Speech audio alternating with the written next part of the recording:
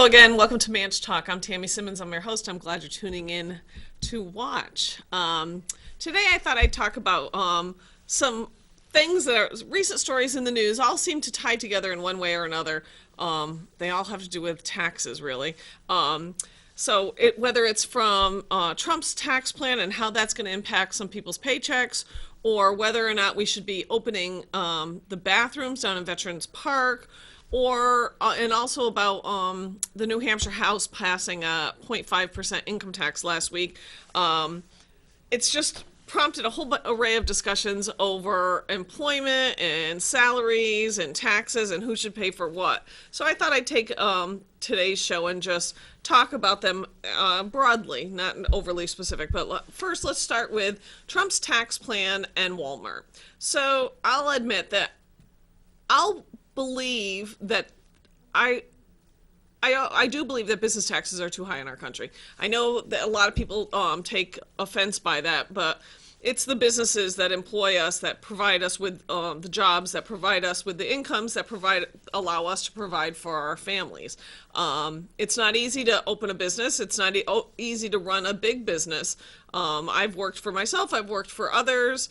I work for a small business currently, and I know the trials and tribulations of taking on the responsibility of being an employer.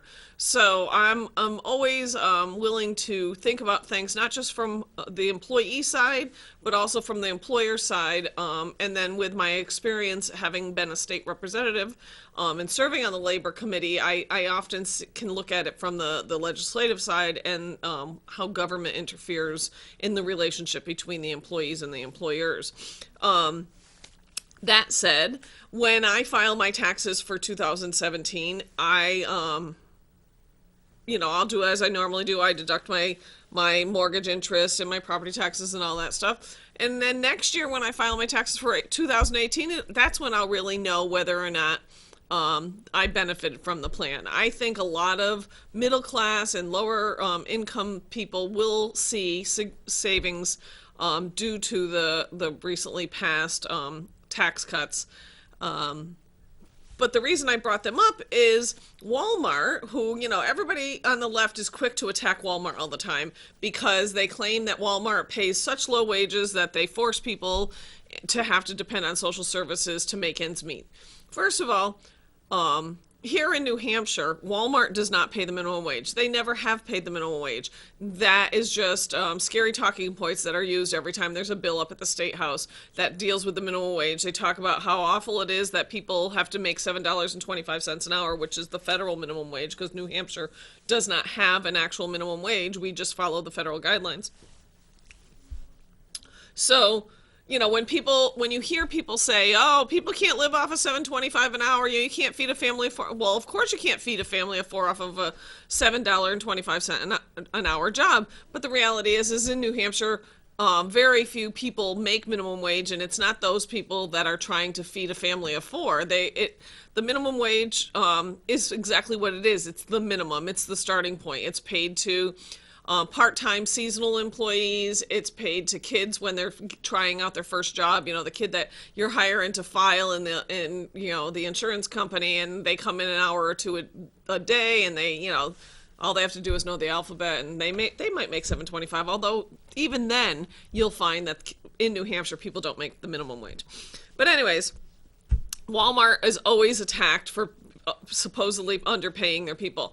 Now, like I said, I served on the labor committee when I was a state rep for 2 different terms. And one of the things that always was the argument is, oh, Walmart. And Walmart provided us with the data of what they were paying their associates, and it was nowhere near the minimum wage. That was already before the tax cuts. Now Walmart has announced that they will increase their base pay from $9 to $11. Now, granted, I'm not going to sit here and defend what Walmart pays in Arkansas or in Cleveland or in Florida or whatever. Maybe Walmart does pay what those states' minimum wage is in those states. We're in New Hampshire. I care about the wages in New Hampshire, and I know that Walmart was paying $9 or more more like $11 before, and now Walmart is saying because of the reduction in the top tier corporate tax rates, they're able to increase salary for their employees $2 an hour, and then they're going to give a bunch of bonuses out and things like that. The reality is in the free market, that's how employers have to think. They want, I don't think there's any employer or any company out there who sits down and says, okay, what can we do to make things miserable for our employees? That's not how they look at it. They have to look at what can we pay people so that we can get a halfway decent quality level of quality in our employees, but what can we also afford to pay so that we can keep our products at a reasonable price so that we can stay in business. Now, I don't go to Walmart for a top of the end, top quality products. I don't go there for, if I'm buying a couch, I'm not going to Walmart. But I'll tell you what, when I'm looking for, summer plastic bowls, or if I'm looking for Christmas lights or stuff like that, Walmart by far has the most affordable prices out there, in my opinion. So there's certain things that I go to Walmart for. I would go there and I buy my toothpaste and my shampoo. I buy T-shirts there, but I'm not going there to necessarily buy my winter coat or my furniture for my home, or even a bicycle or electronics or things like that. I go there because the prices are really affordable. So in order for them to stay affordable, they have to keep their bottom line in line. So they pay what they can, they can afford to pay.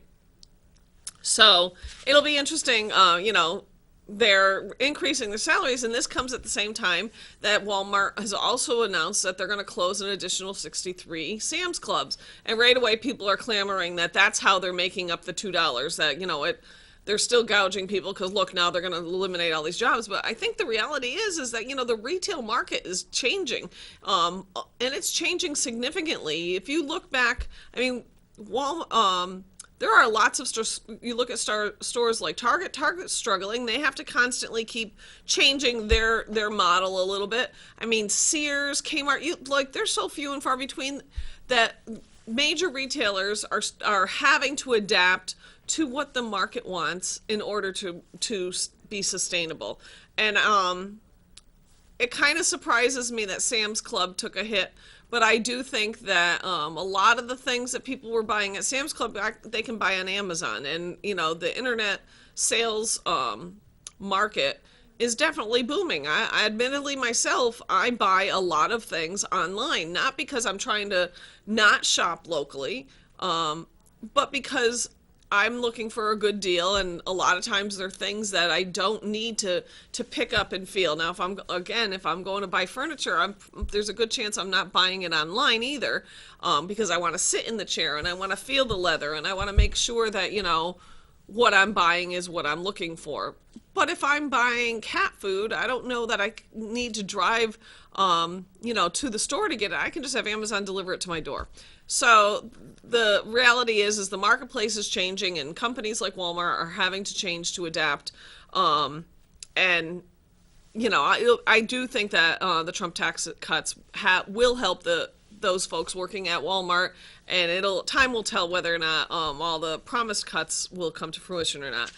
But I digress.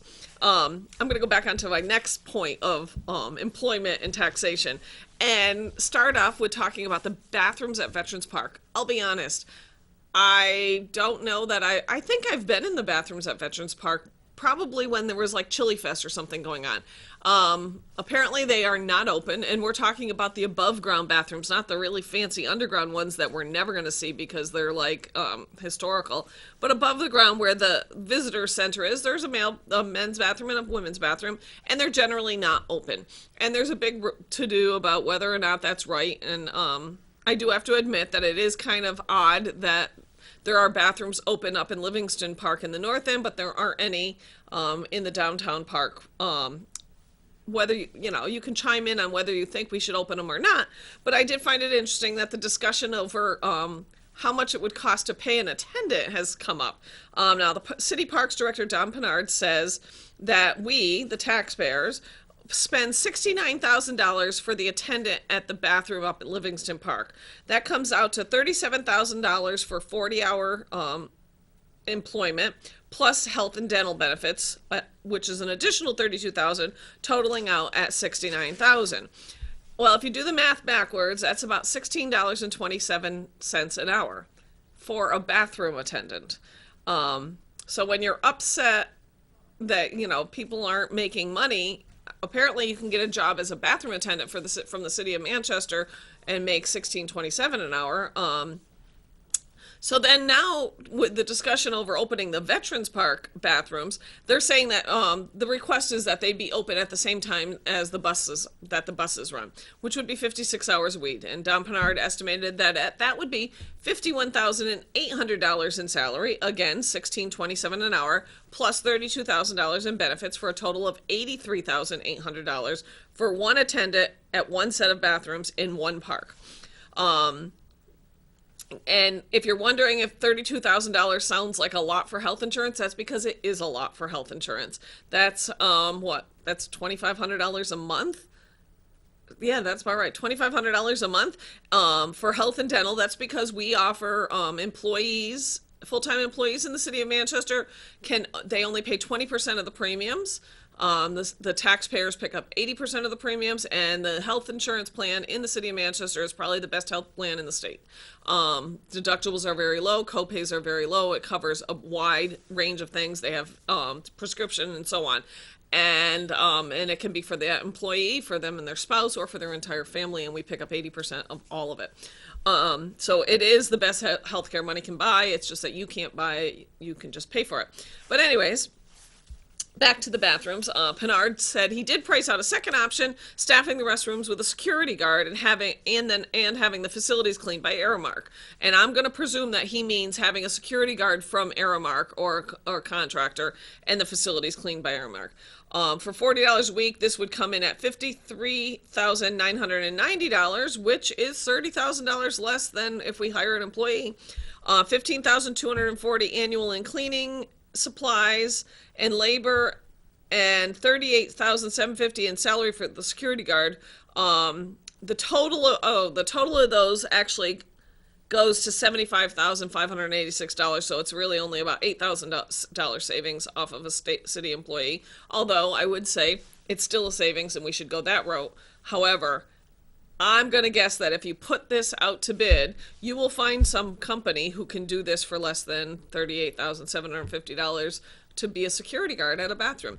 Interestingly enough, they're also recommending $66,000 in renovations, including 3 security cameras at almost $17,000. So if we're going to have these fancy dancy security cameras in these bathrooms, how about this? How about we watch the bathrooms remotely, and we just send a parks employee there maybe twice a day to empty the trash and clean up the bathrooms, and we don't actually have a live person on staff at the bathrooms the entire time that they're open. I'm not saying I have a solution to the problem. I'm just thinking that, this is a lot of money we're talking about. $16.27 an hour to watch a bathroom and clean a sink and clean the bathrooms and keep an eye on them. That's a lot of money. I think the average person working in a non-skilled profession, because that is a non-skilled profession, there's nothing degrading about it. It's a legitimate job. It's legitimate. I'm not downplaying anybody who cleans for a living, because I have friends who own their own cleaning businesses and work harder than I can imagine. But I also know that if you look at what people earn in the public sector or in the private sector, when I worked in a medical practice, the people that work at the counters, the woman who checks you in when you show up, the people who verify your insurance benefits, I'm going to guess most of them are not making anywhere near $16.27 an hour out of the gate. We're not talking about somebody who's been working for 10 years. We're talking brand new employee. That's simply just not what the range of income is in the medical profession for non-licensed people. We're not talking about nurses and doctors. We're talking about the support staff in the medical field. I don't know that most people working in retail make $16.27 an hour. I'm not sure that a lot of construction people are working, the regular just day laborers, they're not making $16 an hour. So I'm wondering, are we skewing our salaries higher than what the median income in Manchester is, or what? I'm not sure that a bathroom attendant should be at the median income. I think a bathroom attendant would be below the median income because, people working in banks, people working in insurance, people, licensed professionals should be at the median or above. But I'm not sure that a bathroom attendant should fall dead on in the middle. Call me awful. And if you're wondering why when I talk about 1627, why, if you do the math yourself and you say 37,000, if you divide it by 52 weeks and 40 hours, why that doesn't come out to $17.79 an hour. Instead, I keep saying 1627. Well, you have to remember that the employer has to pay taxes. There is a 1.7, give or take, there's 1.7% average unemployment insurance that can go up or down depending on how many claims they have with the number of employees in Manchester. I would guess that we probably don't go very low, but I could be wrong.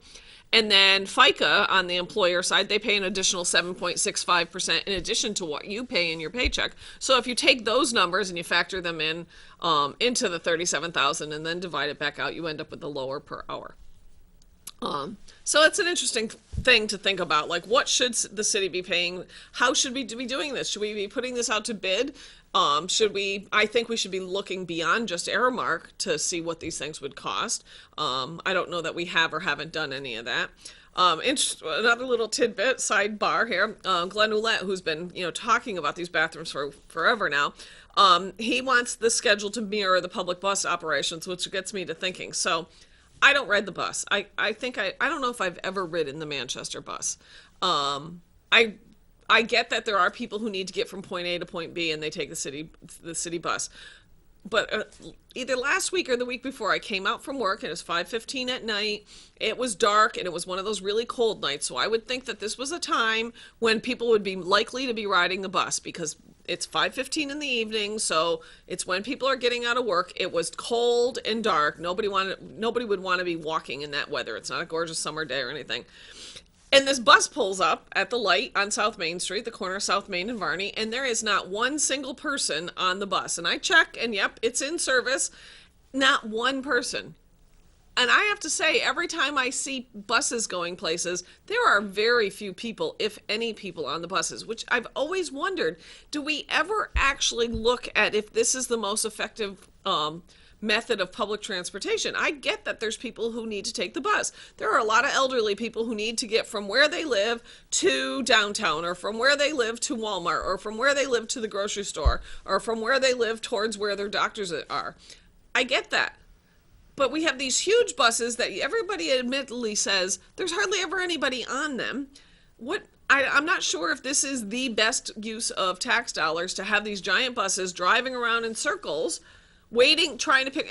Sometimes I wonder if it wouldn't be better for us to just give out passes for Uber and or have an on-demand system where if you're a senior or if you're, receiving public assistance or whatever, you could get a voucher and you could schedule a pickup and we'll just send a van for you.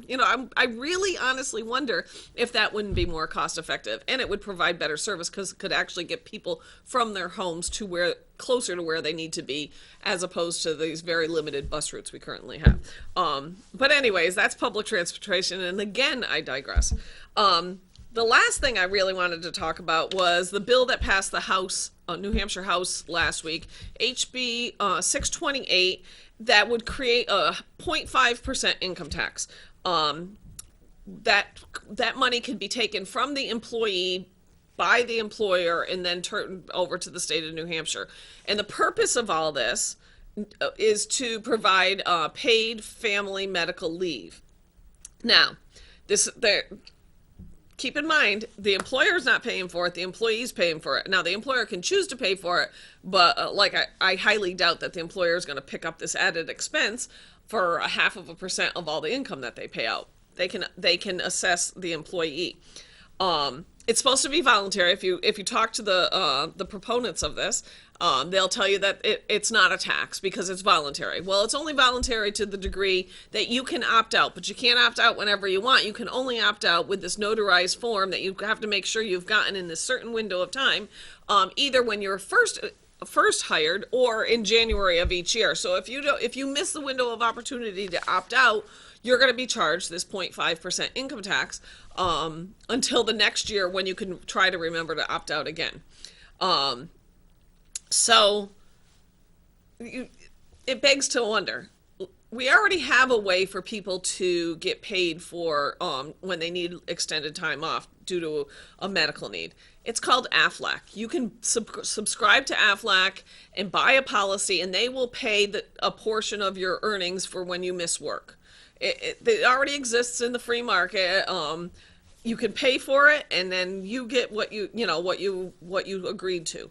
I guess the reason this is that people want it the other way is that they don't want to have to just pay for it themselves. They'd like you to help pay for their time off. This bill would allow employees up to 12 weeks leave at 60% of their income. So out of a 52-week year, 12 weeks could be not working, and they'd still get 60% of their paycheck. And this is all going to be funded by 0.5% income tax. The problem is if you do the math, it doesn't make any sense. If you just take the number of women who are pregnant in a given year in New Hampshire, just the women giving birth, and you presume that all of them will take the leave, because what new mom who can make 60% of her income by staying home with her newborn child isn't going to stay home? Just the pregnancies, just the delivered babies in New Hampshire in 1 year, the leave for just those people, nobody else, the cost of all the employees in the state of New Hampshire, if everybody opted, would be 2.4%. Now that's just pregnant women. What about dads? The dads can take leave. So how much does that cost on top of the 2.4% that it really costs to fund the Family Medical Leave Act? So you've got something's not adding up here. What this sounds like is the beginning of a bigger and more and ever growing income tax. You get again, the proponents will say, but it's not an income tax. Well, let's look at it this way. It's a tax because it's a percentage, and it's on your income tax. This is an income tax. They can call it whatever you want. It's an income tax. It's money taxed on your income that is taken from you and then spent elsewhere. It might get spent on you, but it might get spent on Charlie down the street.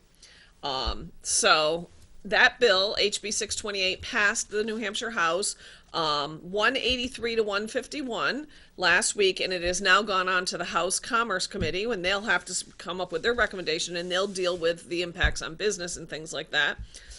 So there'll be another House vote on in a full session, and then it'll have to go over to the Senate, and the Senate would have to approve it. And then if all of these bodies all approve it again, then it would go on to Governor Sununu's desk, and that would be a very interesting thing to see what he would do with it. I did want to tell you the Manchester reps that voted for this 0.5% income tax. That would be Bob Backus, Ben Baruti, Jane Bolio, Amanda Bolden, Erica Connors, Patricia Cornell, Linda DiSilvestro, Elizabeth Edwards, Joel Elber, Mary Freitas, Jeff Goley, Mary Hebert, I take that back, Mary Heath, Chris Herbert, John Judy, Pat Long, Mark McKenzie, Jesse Martinell, Richard O'Leary, Bill O'Neill, Mark Prue, Barbara Shaw, Tim Smith, Dan O'Sullivan.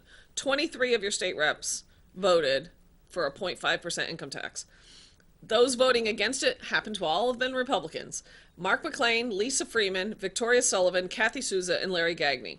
So this is the way things are in Manchester. We, for whatever reason, have elected a bunch of people who want to go to Concord and spend your money faster than they can get their hands on it. It all sounds good when they talk about their goals. We want to pay people to stay home with their children, or if their child is sick and we want to help them. That's great, but that's socialism at its best. I feel bad for people who have young children who have to take time off from work, but I don't know that I should have to pay a portion of my income that I work for so that they can better live their lives. There's a definite difference between the Democratic view on this type of stuff and the Republican view on this type of stuff. Lastly, on the note of taxes, City Finance Director Bill Sanders has notified the aldermen of the final Urban Consumer Price Index for the calendar year 2007. It was 2.1%, which was the same as it was in 2016, which was also 2.1%. The city's tax cap is based on a 3-year average of the consumer price index. So in 2017, we had 2.1, 2016, 2.1, 2015 was only 0.7 because we were in recession, so things weren't looking so good, making the 3-year average come out to 1.63%. Now, the tax and spending cap controls the amount of money that spending can increase by and the amount of property tax revenues that the city can raise in the budget. And it caps them at 1.63%. Under the city charter, newly elected Mayor Joyce Craig must propose a city budget that stays within the tax cap limitations. It'll be interesting to see what that budget involves and how we're going to make ends meet. And then it'll also be obviously very interesting to see which aldermen are willing to go against the wishes of the voters, of the people of Manchester who put the tax cap in place and have voted on it more than once, and it passes every time, and see if they can live within the means that we've said we would like them to. 1.63% is all they can increase spending and taxes by, unless they override the cap, and I don't think that the current Board of Mayor and Aldermen have the votes to override the cap. That's really all I have for this week. Nice light subjects on taxes and employment and salaries and bathrooms and all that stuff. If you have any input on any of these subjects, or if there's something you'd like me to look at or talk about on future shows, please by all means email me at no, that's not me. Well, it is me, but I'd rather have you email me at ManchTalk, ManchTalk, at gmail.com. I'm very interested in people's feedback. I would very much like to hear what you think we should be paying for one attendant at the bathrooms in Veterans Park. What would be a fair amount, and should we go about doing it? Or if you think we should just open the bathrooms and not have an attendant, or whatever. I'm very interested in hearing what you have to say. Lastly, if you're a Republican living in Manchester and you'd like to represent your neighbors in Concord, please consider running for state representative. You can contact me at manchtalk@gmail.com, and I'll hook you up with the Manchester Republican Committee. We're always looking for good people in most of the districts across the city. So if it's something you've considered, or if you just moved to Manchester recently and you'd like to get involved, please by all means do that. You can also come to their monthly meeting, and you can always find more information about that at manchestergop.com, or find us on Facebook, Manchester Republican Committee. You can follow me at ManchTalk on Twitter or on Facebook, and like I said, feel free to email me at manchtalk@gmail.com. I hope you enjoyed last week's warm spell. It was great to have all the snow melt and the ice go away. Then we had, went back to some more seasonable temperatures, but it does seem like for the next week or so, we'll have some snow on Wednesday, but beyond that, we're back in more seasonable temperatures, and at least we're staying out of those single digits. That's all I have for this week. I'll see you next week. Bye.